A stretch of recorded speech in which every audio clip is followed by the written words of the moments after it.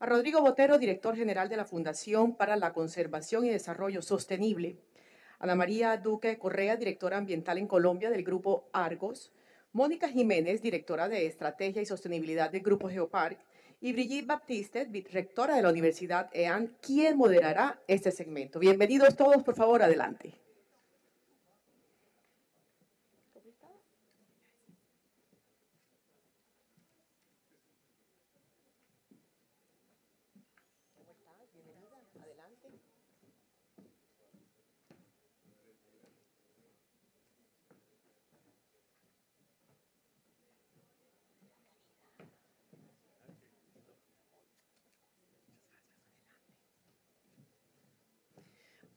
Muy bien, señora moderadora. Enfrente, en el monitor, tenemos el tiempo establecido para este segmento. Y, bueno, a disfrutar este lujo de invitados. Y, por favor, adelante. Bueno, muy buenos días, casi tardes a todas y todos. Qué gusto estar aquí. Muchísimas gracias a la Andy y a todas las empresas patrocinadoras por organizar este panel que tiene como tarea discutir un poquito los temas de mitigación y adaptación y el papel de las empresas mineroenergéticas en ese proceso. Aquí 4 panelistas que provienen de distintos sectores, con experiencias también muy distintas, a quienes quiero comenzar preguntando por el tema de la descarbonización. Y el contexto de esa pregunta surge de una conversación que tuvimos esta mañana temprano, que espero que no se haya agotado en el desayuno, sino que continúe acá, y que hace referencia un poco a la obsesión que tenemos con convertirnos en carbono neutrales como como el fundamento de nuestra acción adaptativa y todo el trabajo asociado con la transición energética. Y digo obsesión porque claramente Colombia no tiene una urgencia en convertirse en un país carbono neutral. Esto es muy controversial y pues por eso es que estamos aquí conversando, pero específicamente por las cifras que ustedes conocen de emisiones de gases de efecto invernadero y sobre todo de CO2 en el país y la distribución de esas cifras en términos de las actividades económicas y desafortunadamente no productivas sino destructivas.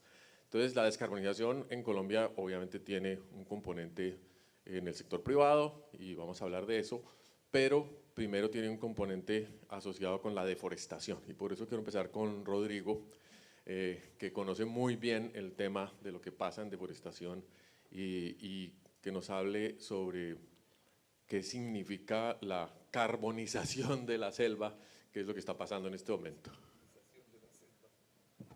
Vale, gracias Brigitte. Bien, como lo dices, si hay algo en lo que tendríamos que enfocarnos efectivamente es en reducir la emisión que viene del sector agropecuario. Y en específico el sector agropecuario significa hoy por hoy deforestación. Lo que nosotros estamos emitiendo principalmente viene de ese componente y ese tema está asociado ni siquiera a un tema productivo en la mayoría de los casos, pues porque detrás del tema de la deforestación hay un asunto mucho más complejo, que es esta nueva redistribución territorial con actores que vienen utilizando la apropiación de los bosques públicos en particular, ¿cierto? Para otro tipo de actividades.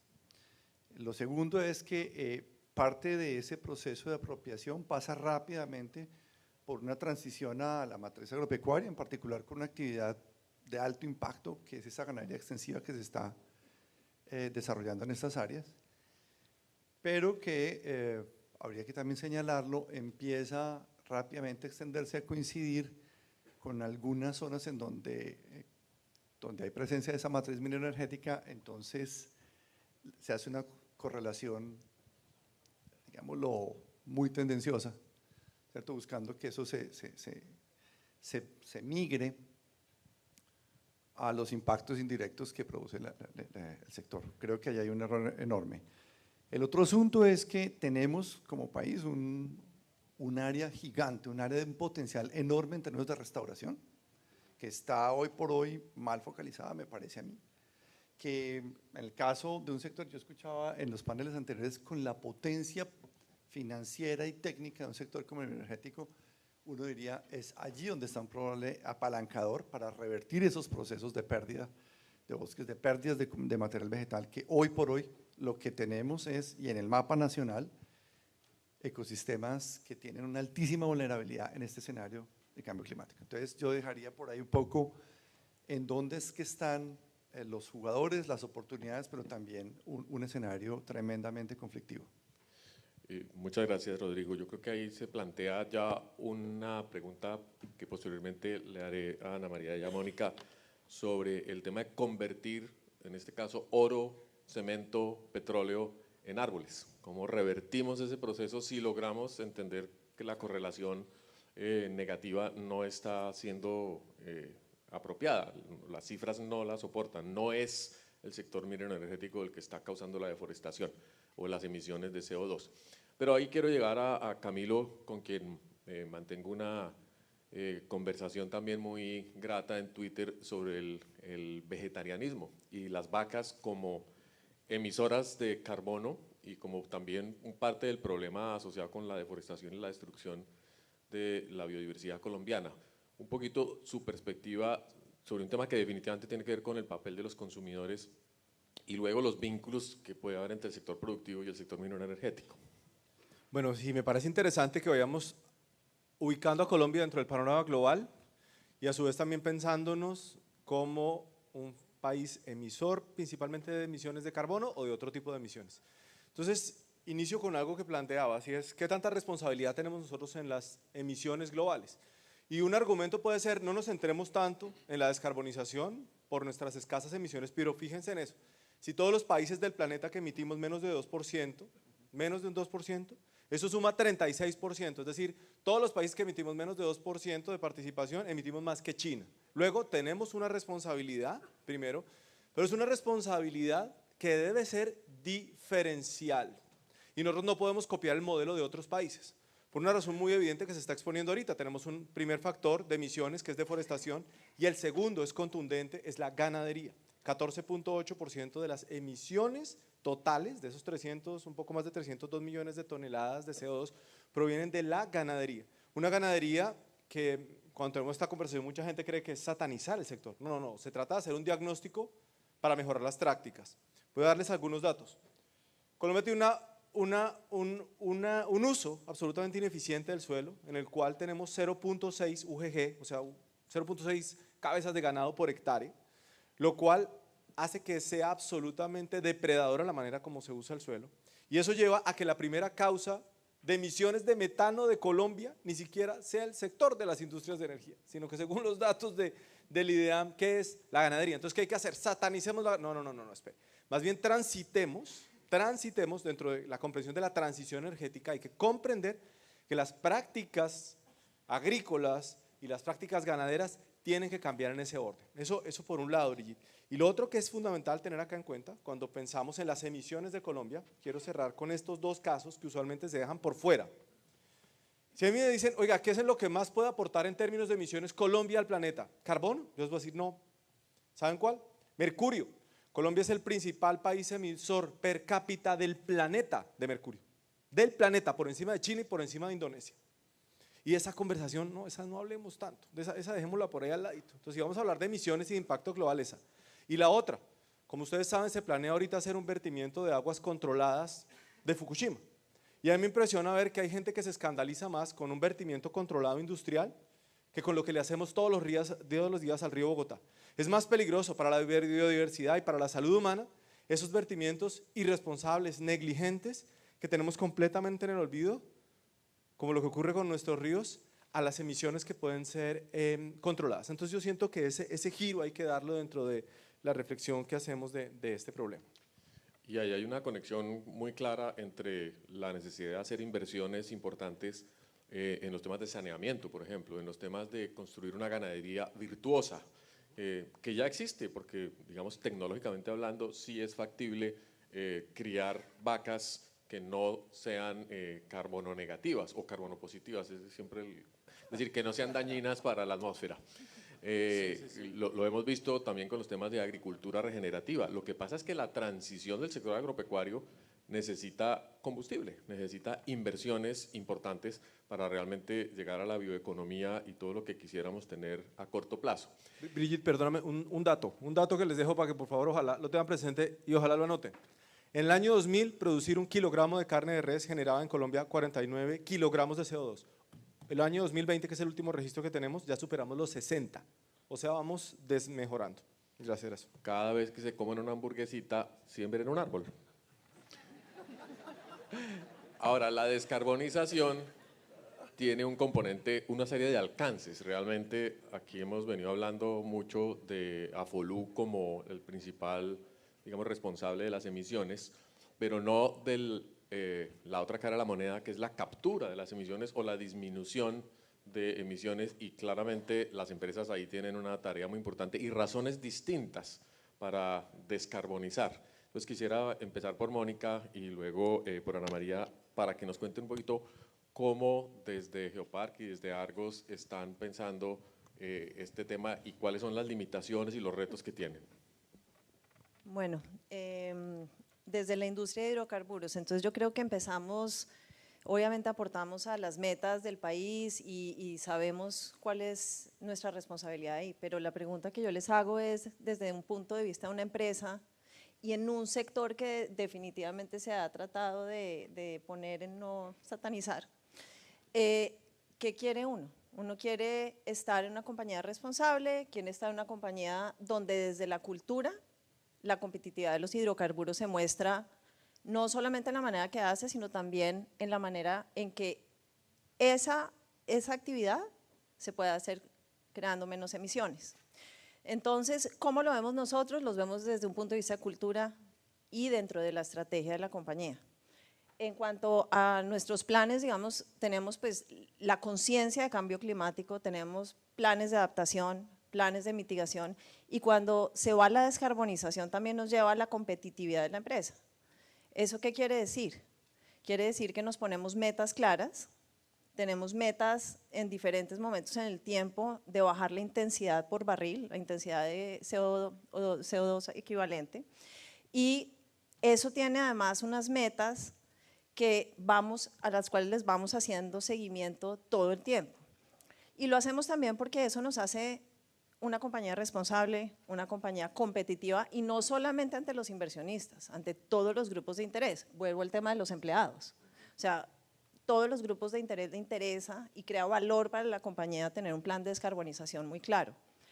En la medida en que uno puede gestionar las emisiones de la actividad industrial, de la actividad en la que uno está, y lo puede demostrar, crea un valor adicional. Entonces, clave ahí, tema de metas claras,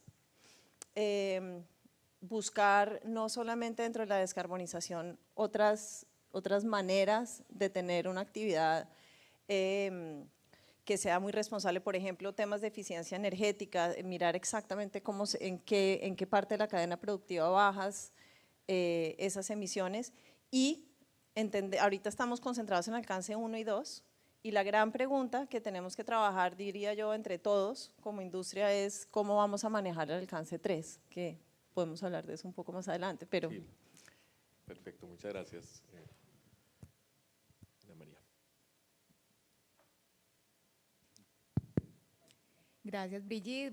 Buenas tardes ya para ti, para mis compañeros de panel y para todos.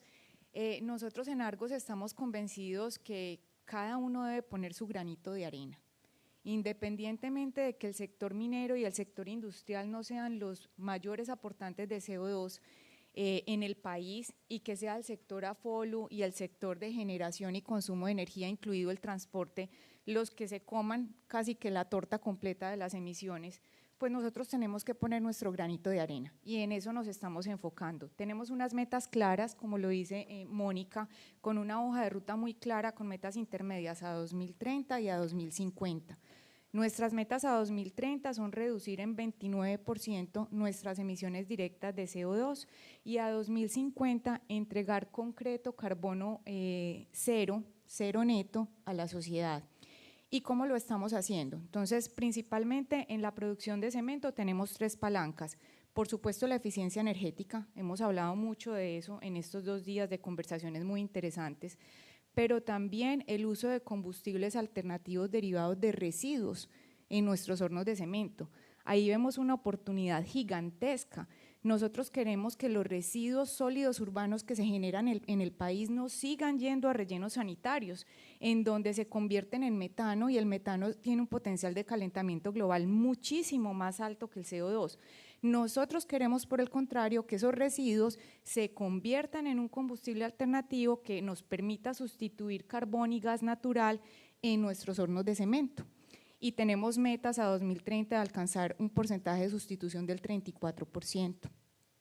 Adicionalmente, como tercera palanca de reducción de nuestras emisiones, tenemos la disminución del factor clinker cemento, es decir, que hagamos más cemento con menos clinker, y para eso estamos trabajando fuertemente en materiales cementantes suplementarios como las arcillas activadas, que ya tenemos una línea de producción en nuestra planta de Río Claro.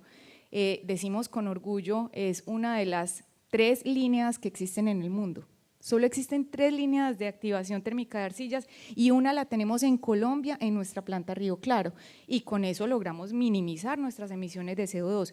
Adicionalmente, vemos mucho potencial en el uso de residuos de otras industrias, como por ejemplo la escoria, para sustituir este clúster en nuestras plantas Sogamoso y Cartagena y poder seguir disminuyendo así nuestras emisiones de CO2. Ahora bien, cuando pensamos en pasar de reducir esas emisiones a convertirlas en cero neto, tenemos que ir más allá. Hay que seguir investigando y desarrollando las tecnologías de captura, uso y almacenamiento de carbono. En este momento tenemos un proyecto piloto aquí en nuestra planta Cartagena, a unos pocos kilómetros en Mamonal, de captura de CO2 con microalgas. Y esas microalgas cogen el CO2 de la chimenea, en su proceso de fotosíntesis lo convierten en biomasa y posteriormente esa biomasa la convertimos en biocombustible. Y por supuesto no podemos dejar atrás todo el tema de construcción sostenible, el desarrollo de productos que sean bajos en carbono y productos que también sean resilientes y aporten a la adaptación al cambio climático. No se concibe una adaptación al cambio climático sin concreto. Es el único material que nos va a permitir transitar en este camino. Entonces, en eso estamos trabajando. Bueno, no, excelente, 2 ejemplos muy buenos de cómo desde el sector privado, dándole alcance 1 y 2 por ahora al tema de descarbonización, vamos a poder cumplir, digamos, unas metas que además son muy ambiciosas desde el punto de vista de la política pública. Fue el gobierno anterior, y este las ha ratificado, quien definió que para el 2050 estaríamos con la mitad de las emisiones prácticamente, y eso pues implica unas inversiones gigantes, implica una actividad muy grande por parte de todos los sectores públicos y privados y de las comunidades. Pero el tema sí probablemente tiene que ver con la eficiencia de las inversiones para esa ruta de la descarbonización, que pues mañana se lanza en la Universidad Javeriana el llamado a la participación abierta a la construcción de la ruta de descarbonización, de la ruta de la transición energética más bien, para que la sigan y se inscriban si quieren, porque ahí va a haber un debate muy interesante acerca de la forma en que se va a dar eventualmente la adopción de la ruta de la transición en mayor detalle, para que sea más justa y equitativa, por ejemplo, que es un tema del cual vamos a hablar en el último segmento de esta conversación. Y con una cuña, además de que la próxima semana se publica el 7º informe del IPCC, para que no lo pierdan de vista, del panel de cambio climático. Van a salir las nuevas cifras, los avances de los países, de las contribuciones determinadas de cada país y cómo vamos en esa hoja de ruta global e internacional, que es un instrumento muy importante para la construcción de política pública y las decisiones, obviamente, del sector. Y antes de la segunda pregunta, una chiquita. ¿Ustedes compran bonos de carbono? No sé qué, Ana María, Mónica. Hamburguesas. Listo, voy yo. Nosotros sí compramos bonos de carbono, para evitar la causación del impuesto nacional al carbono que hasta el año pasado solamente se imponía a los combustibles líquidos. Ya con la reforma tributaria se incluye el carbón dentro de la base gravable, pero digamos lo hacemos solamente con ese objetivo, no hace parte de las palancas para alcanzar el carbono neto cero, porque entre otras cosas es diferente el carbono neto cero al carbono neutral. Nuestra meta es carbono neto cero, es decir, para alcanzar el cero no tenemos en cuenta las compensaciones. Nosotros vamos a hacer todo lo que esté en nuestras manos para evitar las emisiones de CO2 y las vamos a reducir al máximo. Y lo que no podamos reducir lo vamos a capturar y a utilizar vía, por ejemplo, este tema de captura con microalgas y conversión en biocombustible, o seguir investigando cómo inyectamos ese CO2 en pozos petroleros que hayan acabado su vida útil y que ahí quede almacenado. Esas son como las grandes metas que tenemos. Nosotros la compensación no la tenemos incluida como palanca de descarbonización. Muy interesante porque eso da espacio a la captura regenerativa, digamos, a ir incluso más allá, que es lo que nos está haciendo el llamado la Convención de Cambio Climático y Biodiversidad. Tenemos que restituir carbón al suelo, carbono al suelo. Ana María, no sé. Perdón, Mónica. No, iba a decir que pues esa discusión de la compensación es muy interesante porque muchas veces se ha visto, y la semana pasada en una conferencia de energía hablaban de si la compensación mostraba un poco el tema del greenwashing y que entonces si así era la manera en que se descarbonizaba o no. Ahora, nosotros también tenemos unas palancas importantes en el tema de descarbonización, pues que son bastante pues, semejantes a las de Argos y tiene que ver con volver más verde nuestra matriz energética. Entonces buscamos cambiar, digamos, usar nuestras operaciones, tenerlas conectadas al sistema nacional, ya no usando gas ni diésel. Estamos buscando el tema de emisiones fugitivas, encontrarlas y bajarlas, y también pues todo el tema de eficiencia energética que les comenté. Sin embargo, siendo estas las palancas, yo creo que hay una discusión que también es importante respecto a la compensación. En una compañía de hidrocarburos, pues cualquiera, hay un crecimiento inorgánico importante.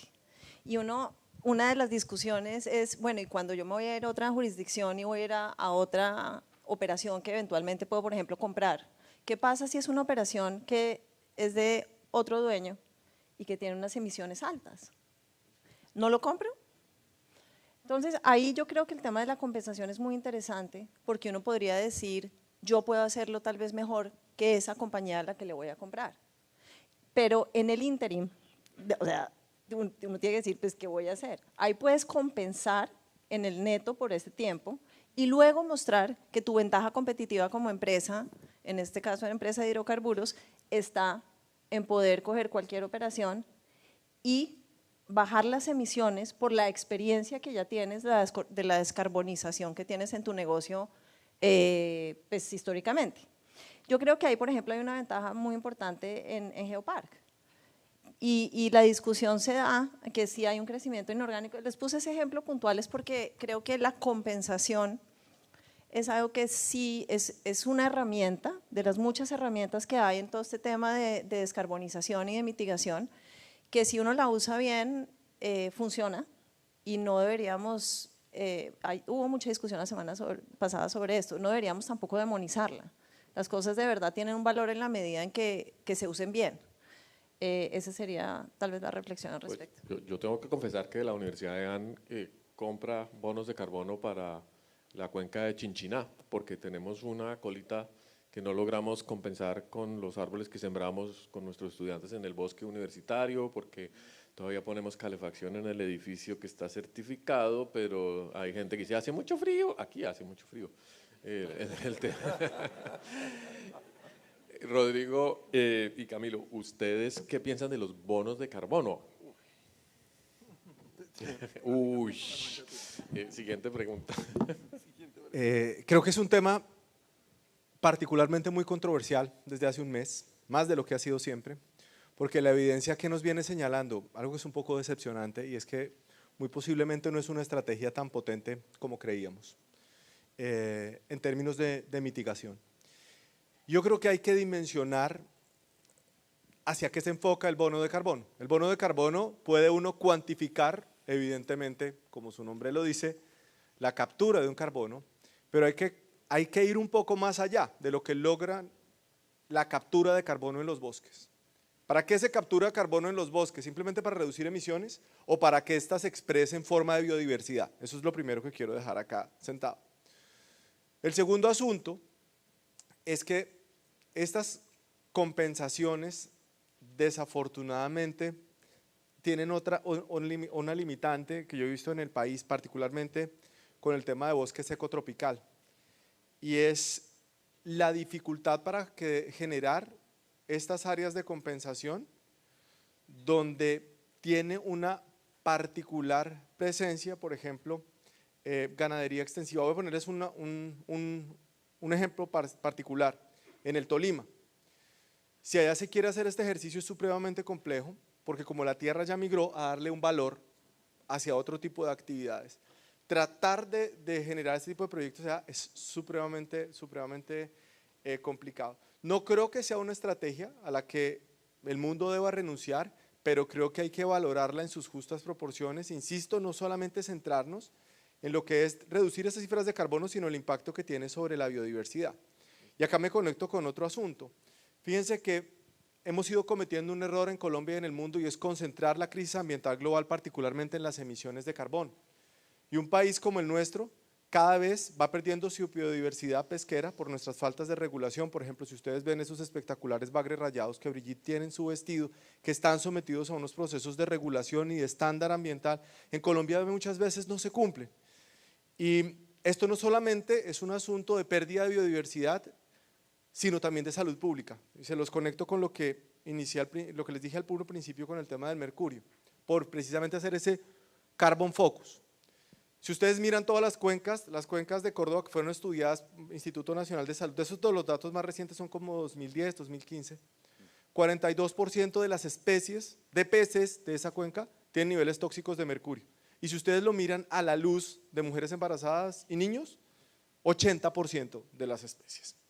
Entonces, cierro mi respuesta con eso, y es que el error en el que pueden caer las empresas y en que pueden caer los gobiernos es creer que la única estrategia de compensación sean los bonos de carbono y que nos olvidemos de todas las otras estrategias de compensación que existen.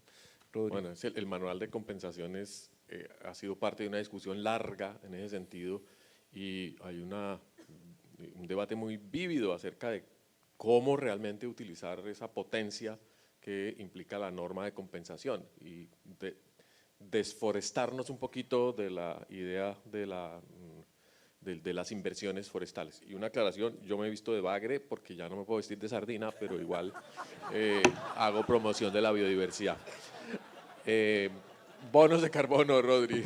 Oh, fabuloso. Bueno, vale, voy a tratar de enfocarme en dos cosas que acabamos de hacer con un estudio que sacamos en la Fundación. Hoy en día, gran parte de los mercados de carbono se están aplicando en áreas en donde no hay problemas ni riesgos con el tema de la pérdida del bosque.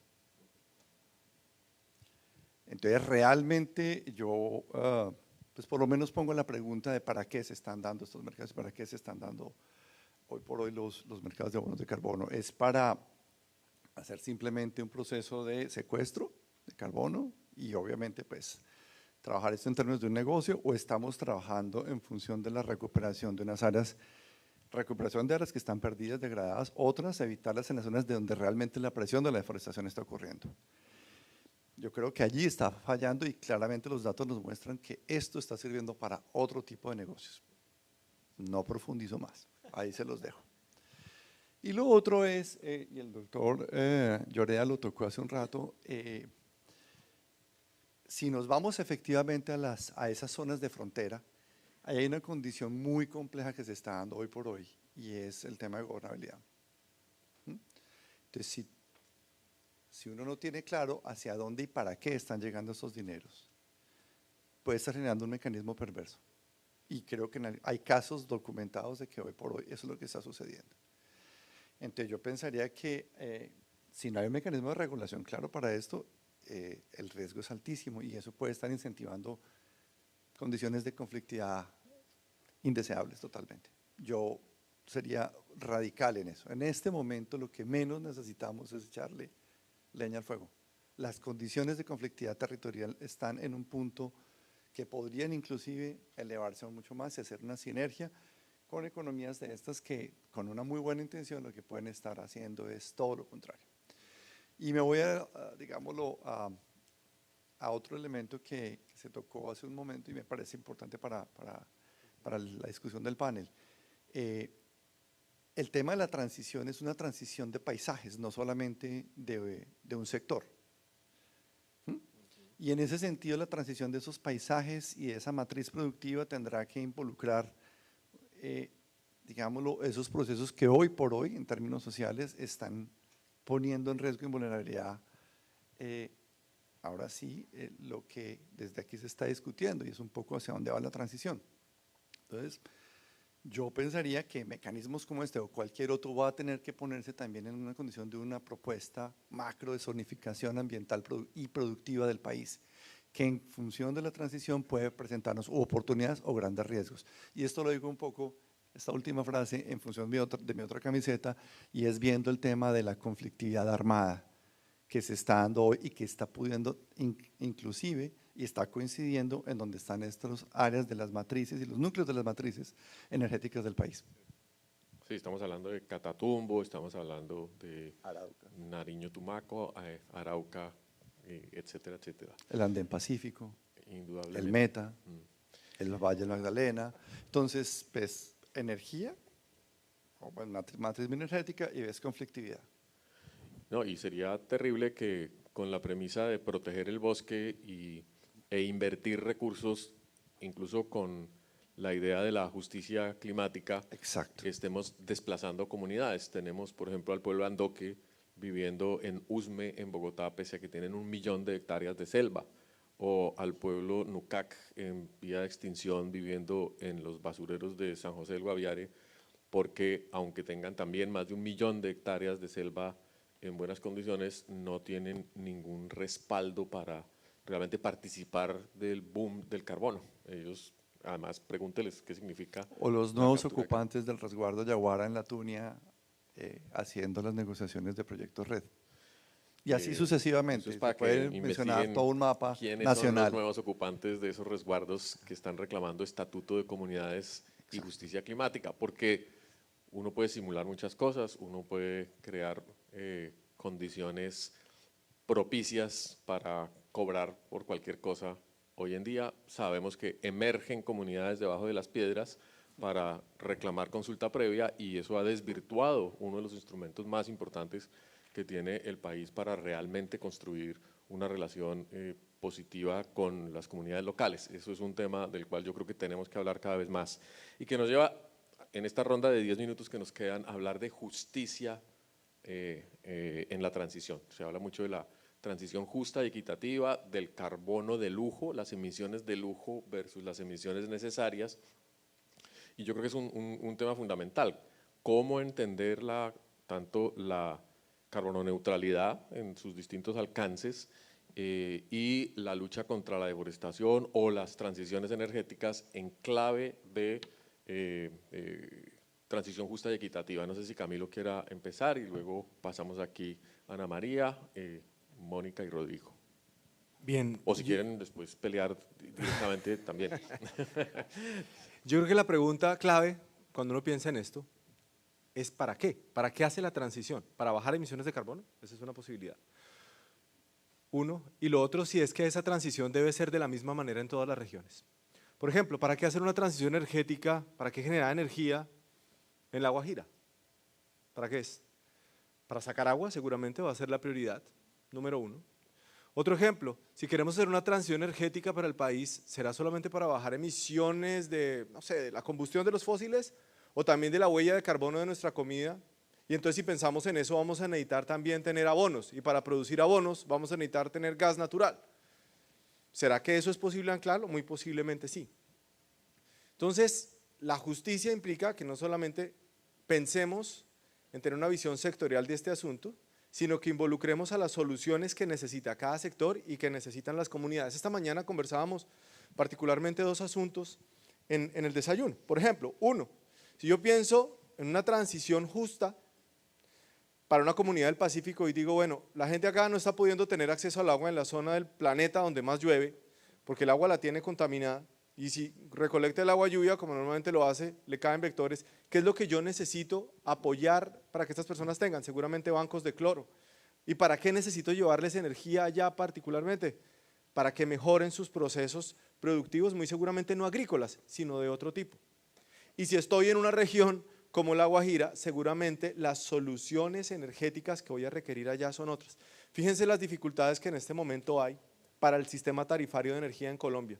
¿Por qué tenemos las tarifas tan altas? Una perspectiva puede ser porque los generadores son unos acaparadores y esa es una posibilidad, que definitivamente por ahí no creo que sea, sino porque cada vez tenemos mayores valores en las restricciones de la tarifa. ¿Y eso por qué se da?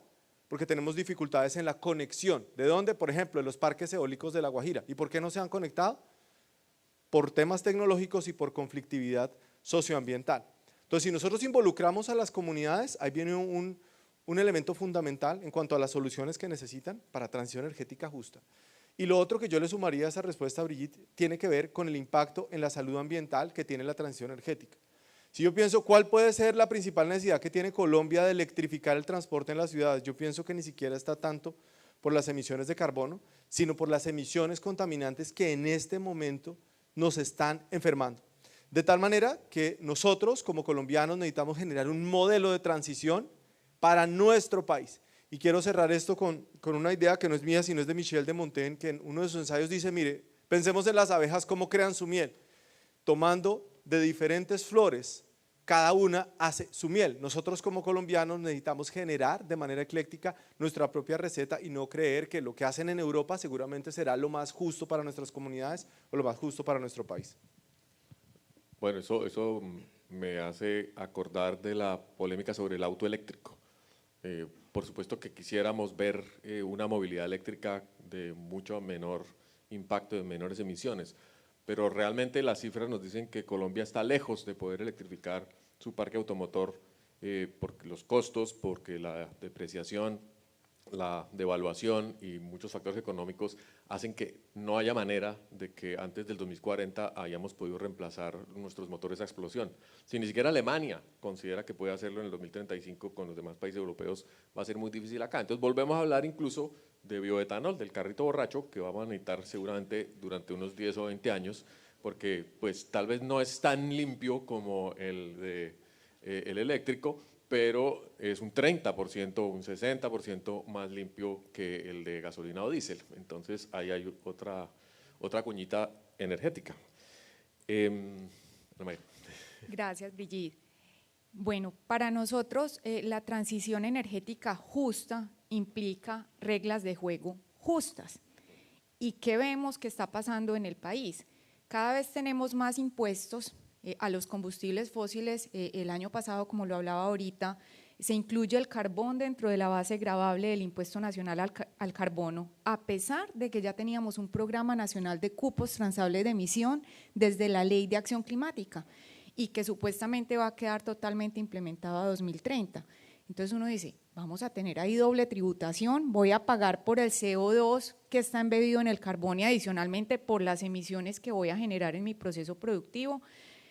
¿Y qué pasa entonces con aquellas empresas que no extraen la caliza y la convierten en clínker para luego hacer cemento, sino que importan el clínker? Para ellos más fácil, me traigo clínker de un país donde no haya unas reglas tan estrictas como las que tenemos en este momento en Colombia, le sale mucho más económico hacer ese cemento, pero finalmente no logramos el objetivo global de reducir las emisiones de CO2, como lo decía el doctor Bayón en su intervención el día de ayer.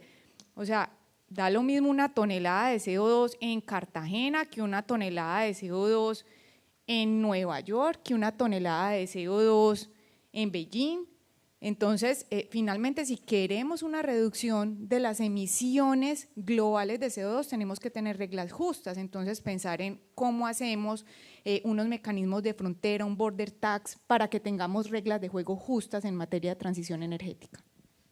Eso es un elemento muy, muy interesante de la conectividad global y entre escalas, para que realmente estemos logrando los propósitos que tenemos como planeta, como país, como regiones, porque uno puede transferir su huella ecológica, siempre lo hemos hecho, y convertirla en externalidad y luego diluirla en la complejidad del comercio internacional. Y eso es una de las trampas que más se utilizan además en el mundo entero.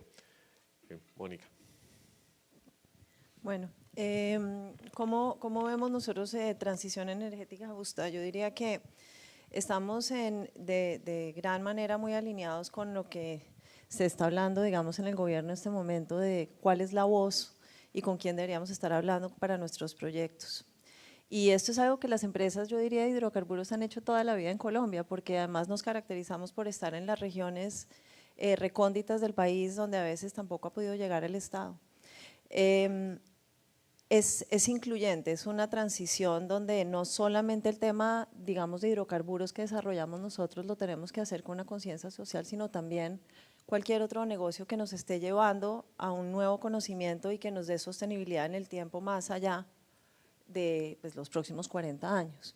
Entonces, ¿a qué me refiero puntualmente? Cuando tenemos un proyecto que queremos llevar a cabo, digamos, en el país, en este caso nosotros estamos en Casanare, Meta, Putumayo, diría yo que encontrar ese diálogo ya actual y potente al que nos está llamando el gobierno ha sucedido y sucede en territorio.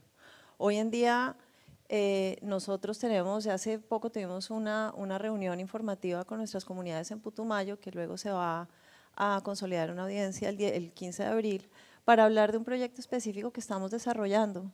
¿Y qué es lo que nos dimos cuenta? Que las comunidades tienen muchas preguntas sobre los proyectos, pero no necesariamente oponiéndose a ellos, sino para poder entenderlos. Y eso es clave, porque eso nos lleva a repensar, digamos, muchos de los modelos que hay como industria y que ya existen. Además, yo en varias conversaciones hablo del modelo canadiense. En el modelo canadiense, y yo soy abogada desde el punto de vista de derecho, ya existen unos contratos que uno hace directamente con las comunidades donde no solamente las comunidades son beneficiarios de los proyectos que hay en su territorio, sino que además comparten el riesgo, son socios. Se llaman acuerdos de Impact Benefit Agreement se llaman. Y es muy interesante porque si uno piensa cómo no dejamos a todo el mundo por fuera, esa conversación es la que se tiene que dar.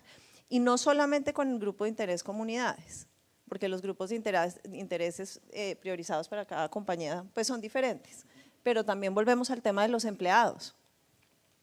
Para que una compañía de hidrocarburos pueda hacer una transición energética, también tenemos que pensar, y no solamente empleados, sino además contratistas, cómo hacemos esa progresión del conocimiento, fundándonos en las competencias que ya tiene la fuerza laboral, pero llevándolas más allá para temas como los que hemos hablado en esta conferencia. Hidrógeno, CCUS. Entonces, creo que esa pedagogía, educación que hacemos a nivel comunidades, también la tenemos que hacer con otros grupos de interés y asegurar ese conocimiento de las energías futuras también tiene que ver con la transición justa y tiene que ver con un elemento supremamente importante para el país, que es cómo creamos nuevas competencias a nivel técnico y a nivel pues, de todos nuestros profesionales. Pues muy importante en estas apreciaciones tal vez reflexionar sobre los riesgos de que alguien capture la conversación sobre las transiciones y que genere asimetrías importantes que no permitan la expresión de todos los sectores del conocimiento de las comunidades realmente y que caiga en manos de una agenda, vamos a decirlo, autoritaria, en el sentido de yo sé lo que le conviene al país, yo sé lo que le conviene al mundo en términos de descarbonización, en términos de conservación, y ahí estoy hablando de ONGs, estoy hablando de gobiernos, estoy hablando de a veces agremiaciones y estoy hablando de movimientos políticos y movimientos también armados, ¿no? Quería concluir porque se nos acaba el tiempo preguntándole a Rodrigo un poco sobre el problema de la gobernanza. Entonces, el alcance 3 un poco de las agendas de descarbonización tiene que ver con los terceros involucrados en la cadena productiva o afectados por la cadena productiva, en la construcción de plataformas más abiertas, de mayor confianza y transparencia en esa, digamos, en esa transición honesta a la que hace referencia Ana María. Entonces, ¿cómo está evolucionando o qué perspectivas podrías traer aquí al cierre sobre la gobernanza? Y luego les voy a dar un minutico, como nos vamos de almuerzo, el aperitivo es gratis, la ñapa, para que puedan dar una frasecita de cierre como siempre. Por favor, Rodri. De una vez la voy dando. Es lo siguiente, Brigitte. Hace unos años cuando participábamos en la Agenda de Seguridad Climática de Naciones Unidas, se destacaban 4 grandes indicadores para revisar en estas áreas de alta conflictividad que son seguridad energética, hídrica, alimentaria y en salud. Esos indicadores siguen siendo hoy para nosotros parte de la hoja de ruta que estamos viendo en un poco la revisión de los núcleos, de los clústeres de conflictividad aquí en Colombia, y desafortunadamente los indicadores siguen estando en rojo. O sea, es prácticamente imposible, en mi concepto, pensar en transiciones justas si esos indicadores no cambian. Y en ese sentido, pues también, bueno, lo voy a plantear, cuando hay un sector que se expresa con tanta potencia, insisto, económica, política, operativa, algo está pasando. O sea, no es posible que haya una capacidad de inversión, una capacidad de transformación tan grande y los indicadores sigan en rojo. Y lo quiero poner en términos de oportunidad. Va a haber una propuesta de reforma del SINA, ¿no? Eso viene. Yo creo que es el momento de hablar de eso. O sea, ¿están sirviendo las inversiones? Lo pongo abierto. O sea, yo sé que hay plata, y se mencionó en todos los paneles, y ponemos regalías, y ponemos… Perdón, pero en el territorio eso no está siendo suficiente, y no creo que no sea por la cantidad. Creo que hay un tema de con quién se está haciendo, cómo se está haciendo, cuál es el mecanismo, cuál es la trazabilidad, a dónde está impactando o dónde no y por qué. O sea, y eso es un tema, pues creo que es para esto que estamos acá. Eso es un tema de crisis. El sistema hoy está en crisis y este esfuerzo tan grande del sector minero energético no está llegando en términos técnicos y financieros a donde debería ser. Y por eso esos indicadores están en rojo y por eso entonces la conflictividad se viene. Entonces, ¿de qué estamos hablando? ¿De crónica de un conflicto anunciado? Y con estas expectativas que nos mostraban de potencialidad para estos nuevos minerales que se vienen con el tema de la transición, y yo me pongo a pensar dónde están, a ver la zonificación, cómo se viene, y lo único que veo desafortunadamente son escenarios de conflictividad en donde lo que hay son oportunidades. Y por último, el doctor McMaster lo dijo, bueno, vamos a hablar efectivamente en el marco de, como lo quieran llamar, el gran acuerdo nacional, el gran diálogo, lo que se quiera, el punto de llegada sobre las diferentes conflictividades. ¿Se va a hablar sí o no de un proceso de zonificación productiva nacional que incluya este tema de la transición? Ahí lo dejo. Muchas gracias, Rodri. No sé si como si estamos muy pasados de tiempo, si quieren 30 segundos. Bien, sí. Sentí la presencia. Sí, del 30 tiempo. segundos, 30 segundos. ¿Dejamos así? Bueno, entonces dejamos así. Muchas gracias a nuestros panelistas. Un aplauso muy grande para ellos. Menos mal que no dijo la presencia si era buena o mala, ¿no? Una presencia. Una presencia. Muchísimas gracias, excelente segmento. Gracias, Brigitte, por tu participación como moderadora, a los panelistas, a ustedes por acompañarnos. Vamos al almuerzo en el mismo sitio de ayer, Claustro de las Ánimas. Estaremos de vuelta retomando nuestra agenda a las 12 en punto. Recuerden que contamos con la intervención del presidente de la ANDI, el doctor McMaster, en las horas de la tarde y necesitamos mantener nuestra agenda puntual. Lleven con ustedes, por favor, sus objetos personales y les deseo un excelente almuerzo.